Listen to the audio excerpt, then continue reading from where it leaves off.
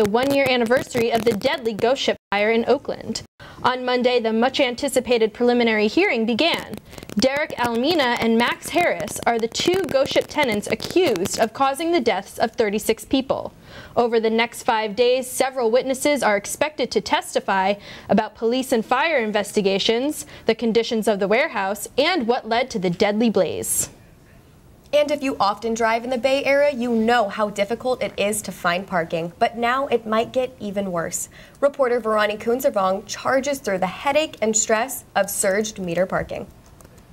Parking in San Francisco may get more costly for residents. I don't want it at all. The Municipal Transportation Agency proposed a new bill to upcharge meter parking during busy hours. The pending proposal affects all meters in the city, but mainly near bustle areas like AT&T Park. Price rates can go as low as 50 cents to as high as $8 an hour. Other hotspots affected include downtown, the Mission, and Fisherman's Wharf. MTA officials said it's efficient because it encourages residents to use alternative modes of transportation, like biking or Muni. Reactions to the proposition are mixed. It's a big help. I don't really think that making it more expensive is going to benefit drivers. It'll probably benefit the city, but yeah, I'll probably take public transportation. The MTA Board of Directors will finalize the plan by tonight. For now, pay up or start thinking of other ways to get around. In San Francisco, I'm Verani Kunzervong for State of Events. Thanks for that, Verani. And early Saturday morning, a toll taker was killed when a truck plowed into a line of cars at the San Francisco-Oakland Bay Bridge Toll Plaza. The Caltrans employee was identified as CC Hahn. 10 minutes after Hahn began her shift at booth number 14, a truck sped through her booth. The driver was identified as Daniel Burke, who was injured and ejected from his truck. He was charged with vehicular manslaughter and driving under the influence. Hahn leaves behind a 10-year-old daughter and a loving husband and family. God bless them all. A fast-moving, wind-fueled wildfire swept through Ventura, California this morning. It burned approximately 45,000 acres and forced 27,000 people to evacuate. The fire is 0% contained. Estimates on casualties are still coming in. And from southern to northern California, the aftermath of the North Bay wildfires continues. More and more people are putting their vacant lots up for sale. A grim reminder of the devastating fires that killed 44 people and destroyed nearly 9,000 structures. Many people that are now without homes can't afford to rebuild and are forced to sell their lots for a third of the money they would have gotten if their house still stood. When we come back, we'll take a look at the Supreme Court's latest ruling on the president's travel ban. And the president's tweets about Michael Flynn raised questions this week about what Trump actually knew before firing Flynn. More details ahead.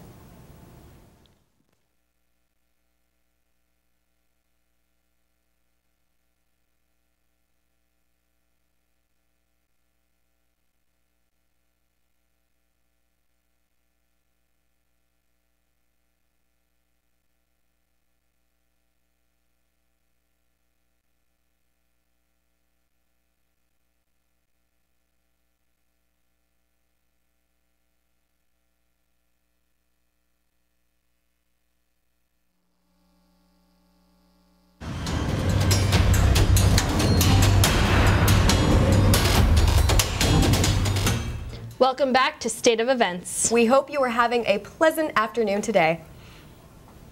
The Supreme Court ruled on Monday that President Trump's third travel ban proclamation can go into effect, while lower thirds review its merits. This indefinitely blocks the travel from most citizens from Iran, Chad, Libya, North Korea, Syria, Yemen, and Somalia. Under this order, the ban has no end date, and the restrictions are different for each country. The federal government could consider revising the restrictions depending on certain standards. On Friday, former National Security Advisor Michael Flynn pleaded guilty to lying to the FBI about his contacts with the former Russian ambassador. He's now cooperating with Robert Mueller's investigation into whether the Trump campaign coordinated with Russia during last year's election. On Saturday, Trump tweeted that he fired Flynn for lying to the FBI. Many people are pointing out that if Trump knew this when he asked former FBI Director James Comey to lay off the investigation into Flynn, it could signal that the president obstructed justice. But President Trump's lawyer released a statement saying that he wrote the tweet. And today, the executive board of the International Olympic Committee has decided that Russia will not be allowed to participate in the 2018 Winter Games in South Korea. An investigation exposed that the Russian government has helped hide the use of performance-enhancing drugs of about 1,000 of Russian athletes from the year 2000 to 2014. 25 Russian Olympians have been suspended from the Games and 11 medals have been revoked. You can follow this story as it develops on our Twitter at State of Events San Francisco. And later in the show, we'll tell you more details on the World Cup hosted by Russia as the groups are revealed. And if you have not gotten the flu shot yet, doctors say it is not too late. They're expecting this year's flu season to be worse than last year. The Center for Disease Control recommends it. After an increase of reported flu cases over the last couple of months, a more serious strain of the flu is being found in patients across the nation. Mostly the strains found are influenza A and influenza B. So get those flu shots now, people.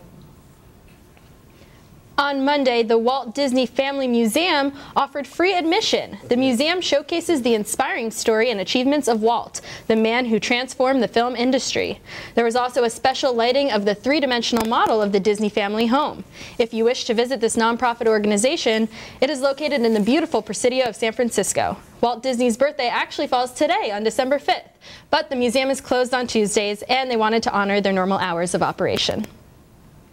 And from Japan to San Francisco, sky gazers rejoice. A supermoon was in full effect all weekend long, leading into Monday evening. A supermoon occurs when a full moon coincides with the moon's closest approach to Earth in its orbit. Stay tuned, there are 2 more supermoons to come in January of 2018. Prepare to be entertained. Tyler McKinney is in the studio with our weekly entertainment news roundup. Tyler? Thanks, Corinne. A lot has been going on in the entertainment world lately, per usual. The holidays and finals are approaching, so you may be behind on the gossip, but don't worry, I got you covered. The 2017 Victoria's Secret fashion show took place in Shanghai. It was all fun smiles and push-up bras. It's what we didn't see that got the internet buzzing. Now, if you've heard Bodak Yellow by Cardi B, you know that some of the words used are controversial. A video was released of the models rapping the song lyrics backstage. Twitter users were pissed because a certain word was used. Take a look at the video. Were they in the wrong?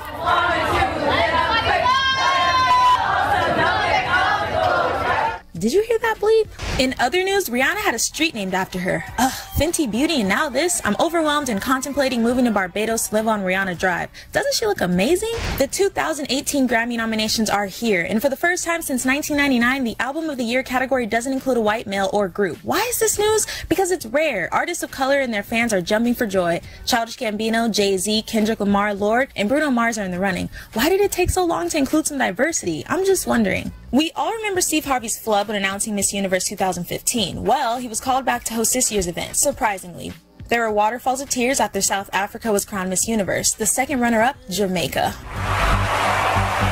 She was the first Afro queen to take the stage at Miss Universe. This is huge. Other than that, people are still concerned about whether or not Khloe and Kylie are pregnant, Prince Harry is engaged, and Twitter users continue to shred Tomi Lahren because she's Tomi Lahren. That is all.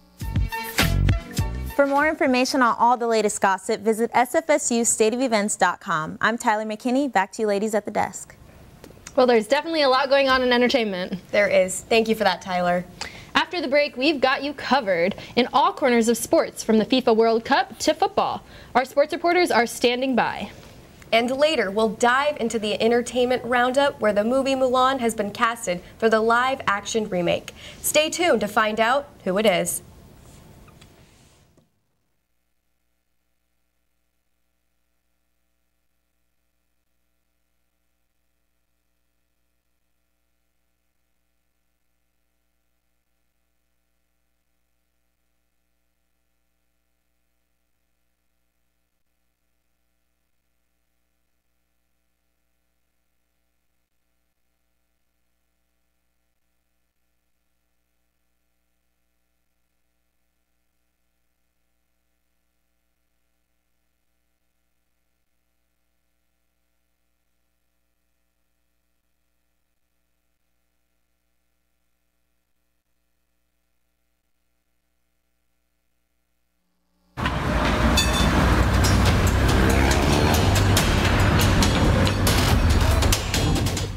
With a busy sports weekend, don't worry if you missed any of the action. Chris is in the studio and has you covered with all the updates. Chris? Stop the presses. Both Bay Area football teams won this week? Let's find out. Starting off with the Raiders versus the New York Giants. After a quick 3-and-out, for New York Giants, Marshawn Lynch with a full head of steam. Nobody's going to catch him, and he's off to the races as he takes this one to the house. Here's another angle in case you missed it the first time. It looks like the New York defense sent an all-out blitz, and the Raiders made them pay for it.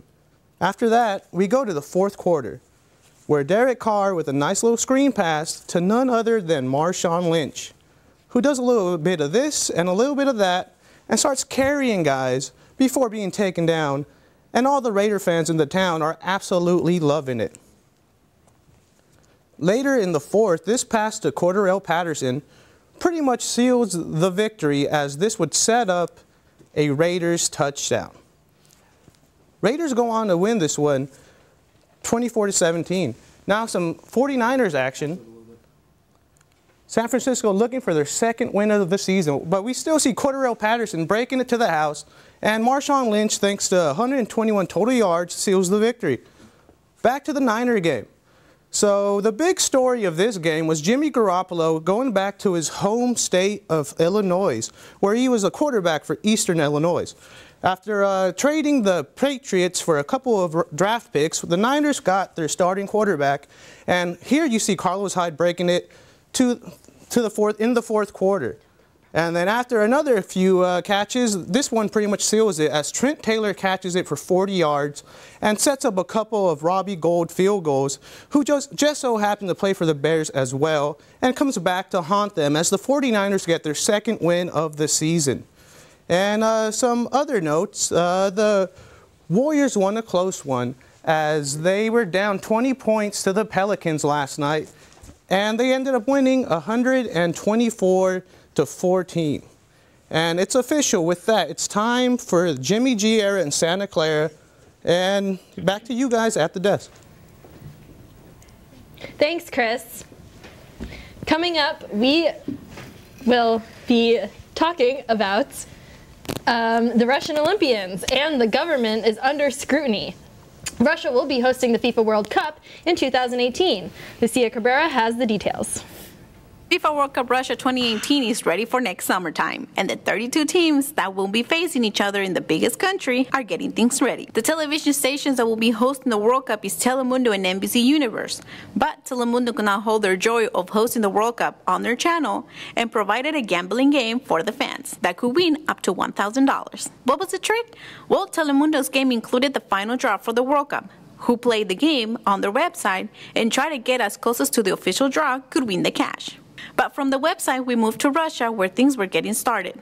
On the red carpet, there were many well-known faces, that's including the 32 coaches and assistants from each national team.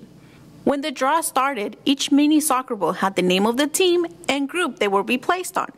At the end of the pick, the groups were made and mentioned that the death group was pointed to be Group F, where it had Germany, Mexico, Sweden, and Korea Republic. The first game will be played by the host Russia against Saudi Arabia on June 14. Have a wonderful, loving, and safe holidays. I'm Lucia Cabrera, State of Events. And single ladies rejoice. Like many of us, the Seawright family has a tradition of sending Christmas cards to various friends and family members. This year, Emily's family is excited, expecting, and engaged, while Emily is just being herself. And we cannot stop sharing it. Her family members are paired with their partners and children, and then Emily is just standing there. Of course, Emily and her family are happy to be together for the holiday season. And the time for holiday cheer is here. One little girl from Trinity, Texas had one simple request for the man in red this holiday season. Lyndon Bartell was exhausted from a long day of shopping when she went to visit Santa Claus. When Santa asked her what she wanted for Christmas, she simply replied that she wanted to take a nap. Santa was happy to grant her wish and started to take a snooze with her. I know that I would have asked Santa the same thing. And if more parents knew Santa could give out naps as Christmas gifts, Santa would be way too busy this holiday season. And you'll want to stay awake for now because it's been a week for movies. We have Yasmin at the desk to talk to us about all the details. Tell us what you've learned, Yas. So many things to choose from this week. So much exciting news. Oh my God, Mulan is the one that I'm most excited for, actually. So I can't wait to get into it. So hello again, everyone. There is so much going on. Now, once again, Disney broke the internet for two reasons. The first one is the release of Avengers Infinity War trailer. My question is, where the hell is the Soul Stone? Everyone thinks that it's in Black Panther. But now introducing the actress for Mulan is Liu Yifei from China, who not much is known about her here in the US, but she is a huge name in China. Now also is releasing a trailer for Jurassic World 2 Fallen Kingdom. It's actually a sneak peek for the trailer that's going to drop on Thursday. But if Netflix is more your style, they actually have 14 original movies releasing throughout December, ranging from comedy specials and action thrillers starring Will Smith, and of course, holiday specials. For more trailers, details, and release dates, you can check us out at sfsustateofevents.com. Wow, Yas. That's a lot of stuff. awesome. There's so much going on. What's going on here in the city? Is there things that we can see? There's so much going on. It's San Francisco, after all. Yeah. Now, the one I'm most excited for is the Charles Dickens Festival that's going on at the Cow Palace on weekends this December. But there's also SantaCon going on. SantaCon, are you going? I'm going Saturday with my mom. Love you, Mom. There's also an ugly Christmas sweater pub crawl as well. That's fun. You guys can both go. Yes, we do have our sweaters on. Well, that's it for State of Events. We hope you enjoyed the show as much as we have. It's been so much fun producing the show for the semester, but it's drawing to a close now. It is, and we want to give a shout out to those graduating in January. Best of luck with finals, and happy holidays. Thank you for watching.